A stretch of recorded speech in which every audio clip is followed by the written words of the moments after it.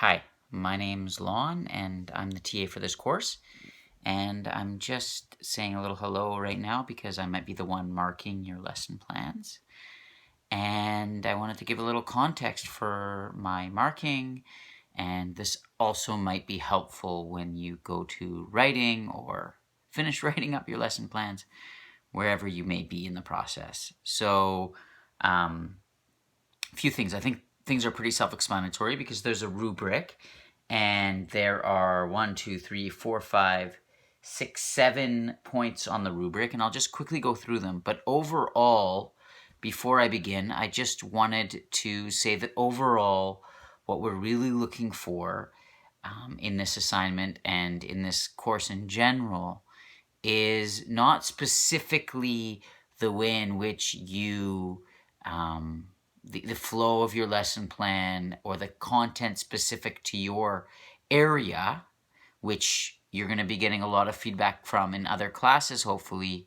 But this will be focused mostly on how you're seeing your lesson planning in the context, in the larger context of ELL, especially ELL learners and second language English speakers, and within an even larger context of a diverse landscape of students from different countries and from different backgrounds and from different cultural experiences. And so just starting to think about how our lesson plans integrate an awareness of these students, and especially on the language learning side of things. So very briefly, I'm going to go through the different points on the rubric, just to kind of be helpful about how I'm going to be marking this. So the first two are around the clarity of and appropriateness of the overview, and then the accuracy of the curriculum competencies and the content and the language objectives. And so those are kind of like checking off the boxes. Did you fill in the template? So those are pretty easy. They're not high. They're not going to be a large part of the assignment, but they're important. They're important that they're there. They're important that there's a thoughtfulness about how the overall context of the class, how you're connecting the beginning of who's in the class to the end, how the evaluation and all of the different activities all align towards a goal. But then the middle three categories of the rubric, which are, if I read them out, are the appropriateness and creativity of the teaching materials, which means have you integrated materials for the class that are going to be appropriate to perhaps different levels of learners, English learners. So is there adapted materials if necessary for certain students? And that will show that you've got a certain amount of appropriate and creative materials.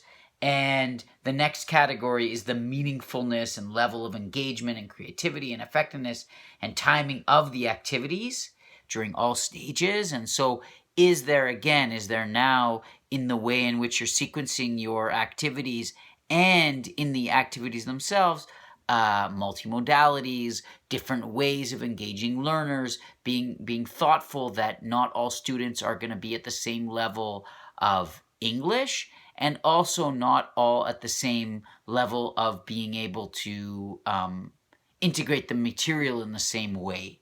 And so this is good for any classroom, but especially in an ELL context where you might have students from different language backgrounds and cultural backgrounds. Having a diversity of modalities in the way that you deliver lessons is really important. And so those two are very important. And then finally, a more general appropriateness and effectiveness of the adaptation of English language learners. So that's basically, have you integrated adaptations throughout, which demonstrate an awareness of these learners. And so that might be things like that have to do with the way in which the things between the activities, where you explain what you might be doing. Will you be walking around and speaking to students and checking in with them? As along with the very specific adaptations that you might do for a particular activity, where language might be challenging, so you might adapt it in a certain way, or you might adapt evaluations in a certain way. Those are very specific adaptations. But even the other less specific adaptations, but more general adaptations, where you might be demonstrating that you have a general awareness of checking in, of going over to students, of giving enough time for students to come and ask you questions. All of those things generally demonstrate that you've adapted your lesson plan to incorporate an awareness of these students. And finally, the appropriateness and effectiveness of assessment is important, and that's, again, you might have adaptations for English language learners, and your assessment and your evaluations will demonstrate that you take into consideration that certain students might need a different form of evaluation or assessment. They might be doing the same assignment, but you can't grade them in the same way as another student if you know that their ability to write is going to be far less, and so therefore you might adapt and your expectations might be slightly different, or the way in which you're looking for evaluation is slightly different based upon these students. So those little adaptations are really important, and that's really what we're focusing on in this assignment. We're focusing on these adaptations and the way in which you're demonstrating an awareness of the diversity, and especially the linguistical diversity in your classroom.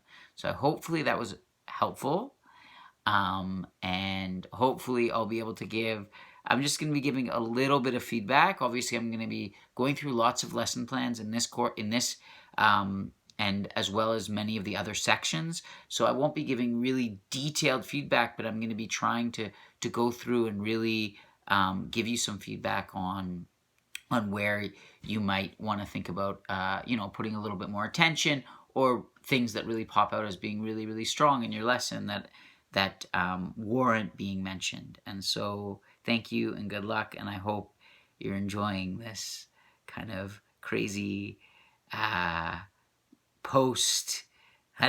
was going to say post-apocalyptic reality. It's not apocalyptic, but the post-COVID reality of schooling and at UBC, and it's not too challenging, and you're finding fun within it. So good luck. Bye.